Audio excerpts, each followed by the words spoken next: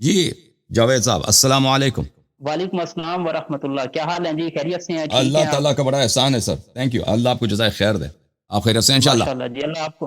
اللہ خوش رکھے جی آپ کو. Thank you, Javed sir. Baloch Rind from Pakistan district Lodhra. اللہ آپ کو سلامتی. لودھرا کہاں پڑتا ہے، کس صوبے میں؟ لودھرا ہے پنجاب، ساؤتھ پنجاب میں. اچھی بات ہے. اللہ آپ کو سلامتی دے. بہت کال کرنے کا بڑا شکریہ. ذرا نوازی فرمایا آپ نے. ویلکم حکم جی، کریں. ویلکم. بس دو تین جو ہے وہ سوالات تھے. پہلا سوال جی تو جو ہے وہ یہ تھا کہ میں نے آپ کی کافی ویڈیوز دیکھی ہیں، تو جی سر. ہمارے جو مطلب علماء کرام ہیں وہ ہمیں کہتے ہیں کہ آپ ان مساجرات مطلب صحابہ میں نہ پڑھیں. اس چیز سے آپ اخذ کیا کرنا چاہتے ہیں کہ آپ جو ہے بار بار اس طرح کے مطلب سوال لے کے آتے ہیں میرے بارے میں کہتے ہیں، آپ کیا اخذ کیا کرنا چاہتے ہیں ان سوالات سے؟ پہلا سوال تو یہ ہے. اور دوسرا سوال یہ وہ کہتے ہیں کہ آپ جو ہے اصحاب کرام کی نیت میں شک نہیں کرنا چاہیے آپ کو. جی ہو سکتا ہے کہ ان سے اجتہادی خطا ہوئی ہو، جیسے جو ہے حضرت ابوبکر صدیق رضی اللہ تعالیٰ عنہ، حضرت عمر فاروق، حضرت عثمان غنی.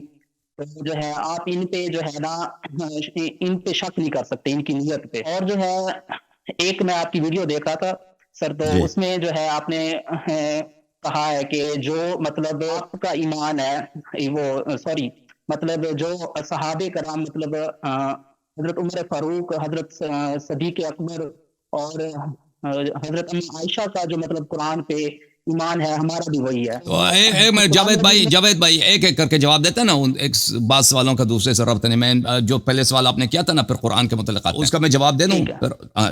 ٹھیک ہے نا. تو صحابہ کے متعلق ہم ان کے عیوب بیان کرتے ہیں، اس کا وجہ کیا ہے؟ دیکھیں میرے عزیز میرے بھائی، اس میں تو شک نہیں ہے کہ اللہ تعالیٰ نے حضرت رسالت پناہ صلی اللہ علیہ وآلہ وسلم سے افضل کوئی انسان خلق نہیں کیا. صحیح ہے، وہ افضل ہیں تمام انسانوں سے. انا سید ولد آدم، میں تمام بنی آدم کا سید و سالار ہوں صلی اللہ علیہ وآلہ وسلم. سب انبیاء سے وہ افضل ہیں. پھر ہم شیعوں کا عقیدہ ہے کہ وہ ملائکہ سے بھی افضل. جماعت مخالفین کے بہت سارے علماء کا بھی عقیدہ ہے کہ وہ ملائکہ سے بھی افضل ہیں، یعنی تمام مخلوقات سے افضل ہیں، علم میں، عصمت میں، اللہ کے قرب میں، خصال نفسانیہ میں. جب رسول صلی اللہ علیہ وسلم سب سے افضل ہیں، ان کے بعد جانشینی کا مقام ہے. ٹھیک ہے نا. یہ کوئی چھوٹا مقام نہیں ہے. جو سیٹ رسول صلی اللہ علیہ وسلم کی خلافت یعنی جانشینی، یعنی ان کی سیٹ پر بیٹھ کر جو فرائض وہ انجام دیتے تھے، ارشاد کا، ہدایت کا، امامت کا، امر النہی کا، وہی اس کے بعد ان کا خلیفہ، ان کا جانشین ادا کرے. اب یہاں اس مسئلے پہ اختلاف ہے مسلمانوں میں، ان کے بعد ان کا جانشین کون ہے. صحیح ہے. تو ہم اصحاب کے بلکہ بالخصوص خلفاء کے عیوب کیوں بیان کرتے ہیں؟ اس لیے بیان کرتے ہیں کہ مقام اتنا عظیم ہے کہ یہ ہر آدمی اس کا مستحق نہیں ہے. رسول صلی اللہ علیہ وسلم کی جانشینی کا خود اس سے بڑا اسلام میں اس سے بڑا مقام ہے ہی نہیں. رسالت پناہ صلی اللہ علیہ وسلم کے بعد ان کی جانشینی کا کوئی اس کے بعد اس سے بڑا مقام ہے ہی نہیں. یہ سب سے افضل ہے، سب سے اشرف ہے. کیونکہ آپ کس کے سیٹ پہ بیٹھتے ہیں؟ سید کائنات صلی اللہ علیہ وسلم، ختم رسول سید المرسلین صلی اللہ علیہ وسلم کی سیٹ پہ بیٹھتے ہیں. اچھا، اس سیٹ پہ بیٹھنے کی اگر ہم ثابت کرتے ہیں کہ جن لوگوں کو مسلمان نے سیاست کے بنا پر خلیفہ بنایا ہے، وہ ایسے لوگ تھے کہ علم کے لحاظ سے، تقوی کے لحاظ سے، خوف الہی کے لحاظ سے، ہر لحاظ سے بہت ہی ایک عام مسلمان سے بھی پائنتر تھے. تو اس کا فائدہ کیا ہے؟ اس کا نقطہ کیا؟ اس کا نقطہ یہ ہے کہ ان کی امامت خلافت باطل ہے، غصب ہے، نہیں ہو سکتا. ایک ایسا شخص جو بھائی اس سے ایسے کام صادر ہوئے ہیں جو سب مسلمین کا اجماع ہے یہ فسق ہے، یا سب مسلمین کا اجماع ہے کہ یہ کام کفر ہے، اور یہ نہیں کئی ایسے کام ثابت ہوئے، تو لازمی بات ہے وہ اہلیت نہیں رکھتا. جیسے اگر میں ڈاکٹر نہیں ہوں، میں کراچی کے سب سے بڑے ہاسپٹل میں نیورو سرجن نہیں بن سکتا نیورو سرجن. اگر مجھے انگلش نہیں آتی تو میں پاکستان کے سب سے بڑے یونیورسٹی میں وہاں پہ انگلش ڈپارٹمنٹ کا ڈین میں نہیں بن سکتا. اہلیت ہی نہیں ہے. دین چلا گیا، آپ مجھے لے کے آؤ، مجھے پنجابی کے علاوہ کوئی زبان آتی نہیں. عرض یہ ہے میرے عزیز، تو اس سے یہ قدیم الایام یہ بہت واضح ہے کہ ایک مقام کا، جب دیکھیں استدلال کی وجہ بہت واضح ہے کہ ایک مقام ہے، اس کے لیے ایک اہلیت چاہیے. ہم ثابت کرتے ہیں کہ اس شخص میں اہلیت نہیں ہے، تو اس کا فائدہ کیا ہے؟ اس کا فائدہ یہ ہے کہ مسلمانوں کو روشنی پیدا ہو جاتی ہے اور اختلافات ختم ہوتے ہیں. اختلافات کیسے ختم ہوں گے؟ کہ مسلمانوں کو جب پتہ، کیونکہ یہ اختلافات کا جڑ ہے مسلمانوں، مسئلہ امامت، مسئلہ خلافت، جب پتہ چل جائے گا کہ ایک طرف نفس النبی صلی اللہ علیہ وآلہ وسلم ہے، امیر المؤمنین علیہ السلام کو قرآن پاک نے فرمایا وَأَنفُسَنَا وَأَنفُسَكُمْ، نفس النبی صلی اللہ علیہ وآلہ وسلم. مصنف ابن ابی شیبہ دوسری کتابوں میں صحیح سند کے ساتھ مروی ہے رسالت پناہ صلی اللہ علیہ وآلہ وسلم سے کہ رسول اللہ صلی اللہ علیہ وسلم نے فرمایا علی علی علیہ السلام کنفسی، علی علیہ السلام میرے نفس جیسے، مجھ جیسے ہیں. اچھا ایک وہ ہے انت منی بمنزلت ہارون من موسیٰ، یہ بھی ہارون بالکل موسیٰ کی طرح ہے. ہارون عصمت میں، ہارون علم میں، ہارون قرب الہی میں بالکل موسیٰ علیہ السلام جیسے تھے. ایک وہ ہے جو شیعوں کا عقیدہ ہے کہ نبی صلی اللہ علیہ وسلم کے بعد انہی جیسا معصوم، انہی جیسا پاک، انہی جیسا متقی، انہی جیسا اللہ کا پیارا ہی خلیفہ ہے. دوسری طرف ایسے کینڈیڈیٹس کو لایا جاتا ہے کہ ان سے ایسے اعمال سرزد ہوتے ہیں کہ عام مسلمان سے کبھی سرزد نہیں ہوگا. یہ اس کا فائدہ یہ ہے. اور پھر ان کا یہ کہنا کہ آپ صحابہ پہ شک نہیں کر سکتے. بھائی جب ابھی کل میری تقریر کو سن لیں، کل والی میری تقریر میں نے 1.5 یا 1 گھنٹے یا 1.25 گھنٹے پتہ نہیں، مجھے یاد نہیں ہے، میں نے تقریر کیا تھا احد سے فرار ہونے میں. اللہ تعالیٰ نے احد سے فرار ہونے والوں کو کیا کیا کہا ہے؟ کیا کہا ہے؟ منافق بولا ہے. اللہ تعالیٰ نے ان کو کافر بولا ہے، ظالم بولا میں ان سے محبت نہیں کرتا. اب جب قرآن نے صحابہ کے متعلق اور خلفاء، ان میں خلفاء بھی شامل تھے فرار ہونے والوں میں، یہ کہہ دیا، تو یہ کہنا کہ پھر آپ صحابہ یا خلفاء میں شک نہیں کر سکتے، یہ نہ کوئی حدیث ہے نہ کوئی قرآن کی آیت ہے، بلکہ مسلمات دین، مسلمات قرآن کے خلاف ہے کہ آپ اللہ نے جب تصریح کر دی کہ یہ لوگ اچھے لوگ نہیں ہیں، ان سے میں محبت نہیں کرتا، انہوں نے میرے نبی صلی اللہ علیہ وسلم کو کفار کے احاطے میں چھوڑ کر تشریف لے گئے تھے، تشریف کفار کی طرف کر کے بھاگ گئے تھے. تو یہ جب اللہ نے کہہ دیا میں تو مسلمان، میں تو آپ بھی مسلمان ہیں، سب مسلمان ہیں، ہمارا فریضہ ہے کہ اللہ کی بات کی تصدیق کریں. جو اللہ کی بات کی تصدیق نہیں کرتا وہ تو ہے ہی مسلمان ہی نہیں. جی سر مزید بولیں. اچھا مزید یہ تھا کہ جو ہے نا آپ کی میں ویڈیو دیکھ رہا تھا تو اس میں آپ کہہ رہے تھے کہ جو حضرت ابو بکر صدیق اور حضرت عمر فاروق، حضرت عثمان غنی اور اما عائشہ کا ایمان ہے قرآن پہ، کہ جیسے جو ہے نا آپ نے اس میں وہ دکھائی، روایات بھی دکھائیں کہ قرآن کو جو ہے بکری کھا گئی یا اس طرح کی مطلب جو بھی ہیں، تو جو ہے تو اس میں جو ہے قرآن خود کہتا ہے کہ اللہ تعالیٰ نے فرمایا ہے کہ یہ میری ہی کتاب ہے اور اس کا ذمہ بھی میں نے خود لیا ہے. تو آیا کہ پھر تو جو ہے نعوذ باللہ ہم اللہ پہ جو ہے ایک وہ کر رہی ہیں، خدا نخواستہ بہتان لگا رہی ہیں کہ اللہ نے کتاب نازل فرمائی اور اس کی جو ہے نعوذ باللہ حفاظت بھی نہیں رکھ سکے. یہ ایک سوال تھا. تو بھائی صاحب آپ کو پتہ ہے کہ قرآن اللہ کی پہلی کتاب نہیں، قرآن سے پہلے بھی اللہ نے کئی کتابیں بھیجی تھی نا. اس میں تو ہمارا تو ایمان ہے کہ جس طرح قرآن پہ عقیدہ واجب ہے اسی طرح تورات پہ بھی واجب ہے. ہم تورات کے منکر نہیں، تورات اللہ کا کلام ہے، مقدس ہے جو اصلی تورات. انجیل اللہ کا کلام ہے. ہم مسلمانوں جس طرح قرآن کی تقدیس کرتے ہیں، قرآن پہ ایمان رکھتے ہیں، حضرت عیسیٰ علیہ السلام پہ وحی پر بھی ایمان رکھتے ہیں. نہیں رکھتے بھائی؟ رکھتے ہیں نا. حضرت ابراہیم علیہ السلام پر، باقی انبیاء پہ جو کتب نازل ہوئے وہ بھی اللہ کی جانب سے تھی، اور سب کو پتہ ہے ان کتابوں میں کمی بیشی کر دی گئی ہے کہ نہیں بھائی؟ تو یہ کہنا کہ اللہ کی جانب سے اگر کتاب ہے تو اللہ تعالیٰ نے یہ اللہ تعالیٰ کی الوہیت پہ، اللہ تعالیٰ کی ربوبیت پہ، اللہ تعالیٰ کی خدائی پہ عیب آئے گا کہ اگر کسی نے اس کے کتاب کو چینج کیا ہے، یہ بالکل غلط، کیونکہ وہ بھی اللہ کی کتابیں تھی. جہاں تک اس آیت کا تعلق ہے انا نحن نزلنا الذکر وانا له لحافظون، یہ آیت دیکھیں، اس آیت میں اختلاف ہے. یہ ایک قول ہے کہ ہم نے ذکر کو نازل کیا ہے اور ہم اس ذکر کی حفاظت کریں گے، اور اس ذکر سے مراد کیا ہے؟ قرآن ہے. یہ ایک قول ہے، اس میں دوسرے اقوال بھی موجود. دوسرا قول کیا ہے کہ انا نحن نزلنا الذکر وانا له لحافظون، ہم نے اس ذکر کو نازل کیا ہے اور ہم نبی صلی اللہ علیہ وسلم کی محافظت کریں گے. ٹھیک ہے، نبی واللہ یعصمک من الناس. اور تیسرا قول یہ ہے کہ انا نحن نزل، یہ نبوت سے مراد نبوت ہے اور ہم نبوت کی حفاظت کریں. تو یہ آیا اور کوئی حدیث نہیں ہے بھائی میرے بھائی اس کے متعلق کہ کسی پیغمبر نے کہا ہو، ہمارے نبی صلی اللہ علیہ وسلم نے کہا ہو، یا کسی صحابی نے کہا ہو کہ انا نحن نزلنا الذکر وانا له لحافظون. اس سے کیا مراد ہے؟ قرآن مراد ہے، اللہ قرآن. یہ کوئی حدیث نہیں، یہ علماء کے اجتہادات ہیں. اس آیت کے متعلق 3 مختلف اجتہاد ہیں. ایک اجتہاد کو مشہور کرایا گیا ہے، دوسروں کو دبایا گیا ہے. تو یہاں پر یہ آیت کیا ہو جاتا ہے؟ مبہم، متشابہ بن جاتا ہے، صریح ہے ہی نہیں، صریح ہے ہی نہیں. اور اس طرح کوئی قاعدہ نہیں ہے کہ اللہ تعالیٰ نے اگر کوئی کتاب نازل کی حتماً اس کی حفاظت بھی کرے گا. ٹھیک ہے نا. اور اس کے علاوہ دیکھیں صحابہ، آپ بخاری میں جمع قرآن کے ابواب کو دیکھیں. ابو بکر صاحب جب خلیفہ بنے تھے تو عمر صاحب ان کے پاس آئے، انہوں نے کہا کہ قرآن بھائی بہت سارے قاری مارے گئے، آپ قرآن کو جمع کریں وَإِلَّا قرآن ضائع ہو. ابو بکر صاحب نے ان کے مقابلے میں یہ اس آیت کو نہیں تلاوت کیا تھا کہ بھائی اللہ کو تو قرآن کا تو اللہ نے ذمہ لیا، ہماری کیا ہے؟ اس نے کہا تھا کہ جب نبی صلی اللہ علیہ وسلم نے اس کام کو انجام نہیں دیا تو میں کیسے انجام دوں؟ ٹھیک ہے نا، ٹھیک ہے نا. اگر اس طرح کوئی آپ خود کہتے کہ ابو بکر سب سے عالم ہے، پھر عمر اس سے سب سے عالم ہے، یہ ابو بکر 2 عالم ہیں، 2 سب سے عالم، سب سے افقہ. ان کو نہیں پتا تھا. عمر صاحب کو پتہ ہونا چاہیے تھا کہ قرآن کی تو اللہ نے ذمہ داری لی ہے نا کہ اللہ حفاظت کرے گا. قاری مر جائے، مرنے سے کیا ہوتا ہے؟ اللہ نے جب ذمہ داری لی ہے وہ خود حفاظت کرے گا. یا مثلا عمر صاحب اس کو سنا دیتا ہے کہ تم اس آیت کو کیوں بھول گئے ہو، پھر انہوں نے زید بن ثابت کو بلایا کہ تم قرآن کو جمع کرو، زید بن ثابت نے بھی یہ نہیں کہا کہ اللہ نے ذمہ داری لی ہے، جمع کرنے کی ضرورت ہی کیا؟ زید بن ثابت نے کہا کہ نبی صلی اللہ علیہ وسلم نے یہ کام انجام نہیں دیا تو ہم کیوں انجام دیں؟ ٹھیک ہے نا؟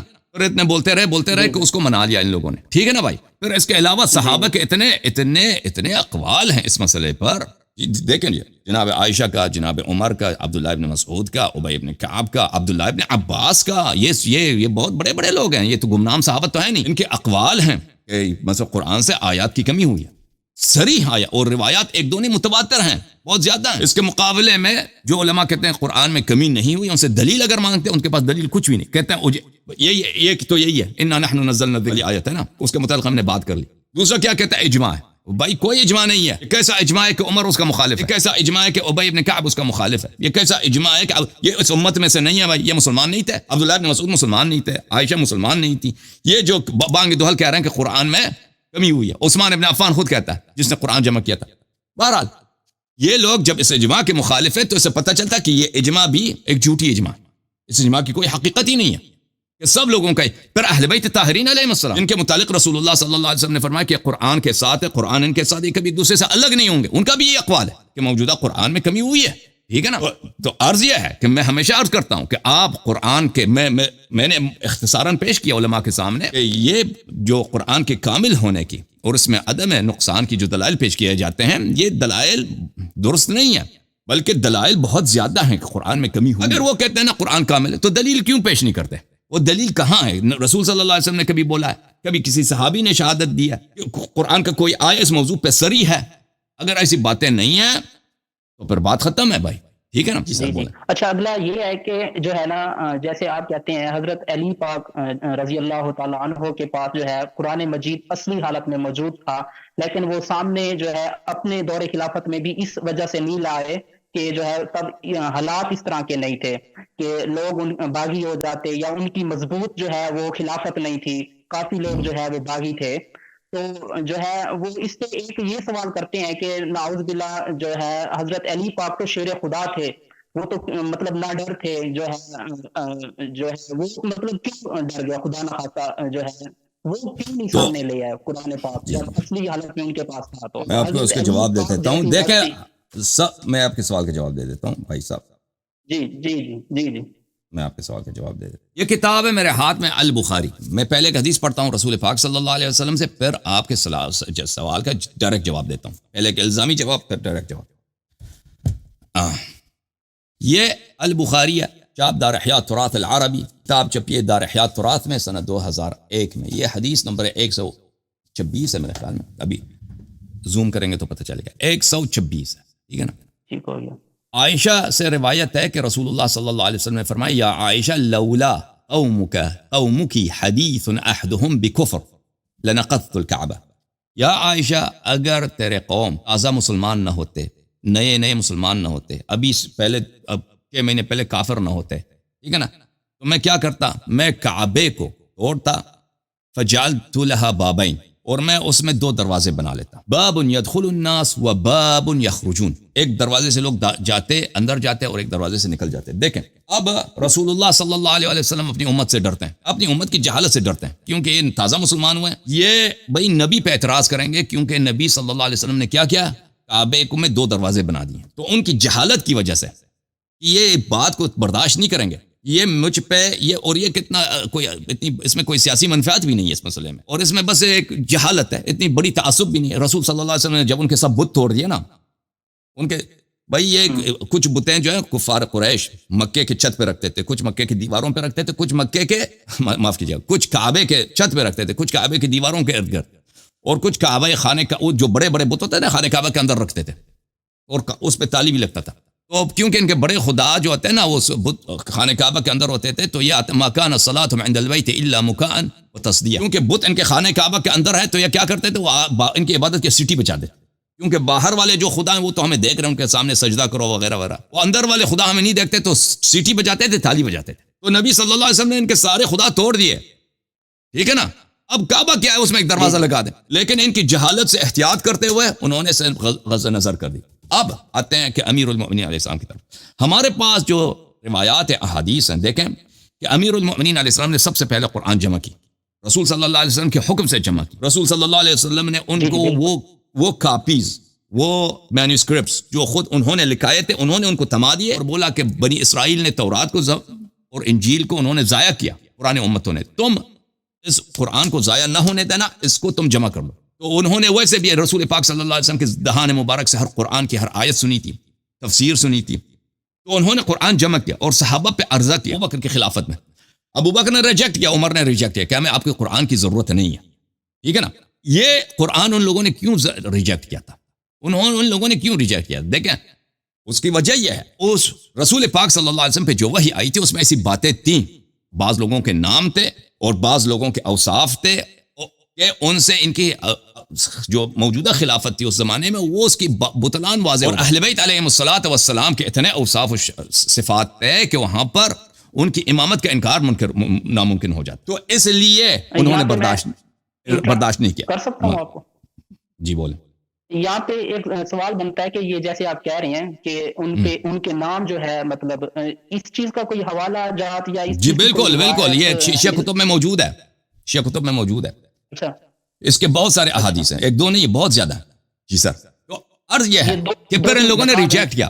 اب جو حکومت آئی ہے 25 سال کے بعد، امیر المؤمنین علیہ پیغمبر صلی اللہ علیہ وسلم کے وفات کے بعد 25 سال کے بعد امیر المؤمنین علیہ السلام کو، یہ اکثر مسلمان اس زمانے میں انہوں نے نبی صلی اللہ علیہ وسلم کو نہیں دیکھا تھا.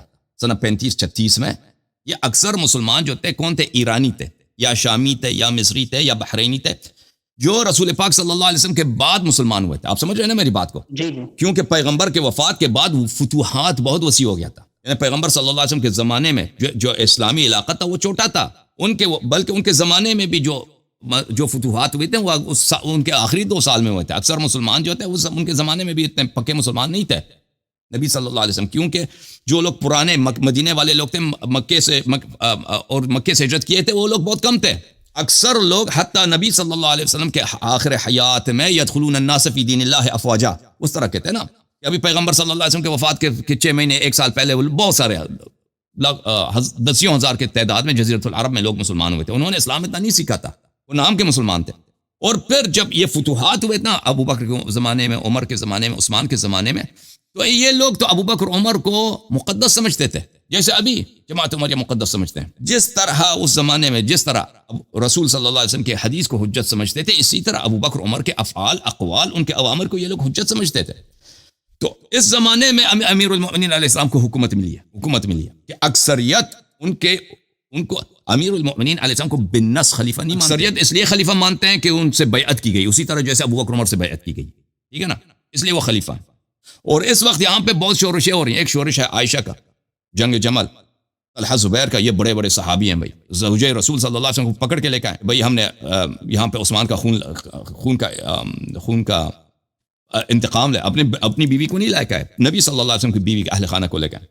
پھر وہاں پہ معاویہ کا شورش ہے، خوارج کا شورش ہے. تو اس حالت میں میرے بھائی اگر امیر المؤمنین علیہ الصلوۃ والسلام اس کے مقابلے میں یہ بھی لے کے آتے کہ بھائی دیکھو قرآن میں لکھا ہے کہ ابو بکر عمر کافر تھے، یہ فلانی کافر، اور میرا مقام جو ہے کچھ اور ہے، تو وہ اس کا وقت ہی نہیں تھا، سمجھ میں. تو اسی لیے جب امیر المؤمنین علیہ الصلوۃ والسلام قرآن کو لے کے آئے نا صحابہ کے لیے، وفات رسول صلی اللہ علیہ وسلم کے بعد جب انہوں نے قرآن جمع کیا تھا صحابہ کے لیے قرآن کو لے کے آئے، تو صحابہ نے ریجیکٹ کیا کہ ہمیں نہیں چاہیے. تو انہوں نے فرمایا تھا اب میں اس قرآن کو لے کے جاؤں گا، تم نہیں مانتے تو اس کو کبھی کوئی نہیں دیکھے گا. میرے فرزند 12ویں امام عصر علیہ الصلوۃ والسلام، امام مہدی علیہ السلام کی ظہور تک کوئی نہیں دیکھے گا، کیونکہ ایسے حالات کبھی پیش نہیں آئیں گے. ایسے حالات کبھی پیش. اگر امیر المؤمنین علیہ السلام کوفہ میں، دیکھیں کوفہ میں انہوں نے تراویح پہ پابندی لگانا چاہا، لوگوں نے نہیں مانا. ان کا دارالخلافہ کہاں ہے؟ کوفہ ہے. کوفہ میں تراویح ہوتی ہے. انہوں نے امام حسن مجتبی علیہ السلام کو سے فرمایا کہ جاؤ لوگوں میں اعلان کرو کہ ماہ رمضان میں نوافل کو تم جماعت کے ساتھ پڑھتے ہو، یعنی صلاۃ تراویح یہ بدعت ہے. ان کے خلاف ان کی اپنی فوج نے نعرہ بازی شروع کر دی اور کہہ دیا کہ یہ عمر کی سنت کو منع کر رہے ہیں.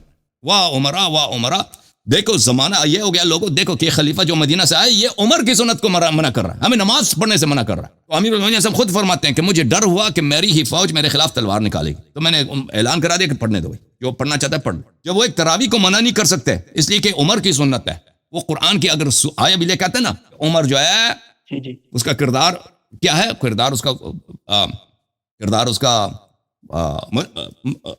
ریجیکٹڈ ہے، کردار اس کا صحیح نہیں ہے.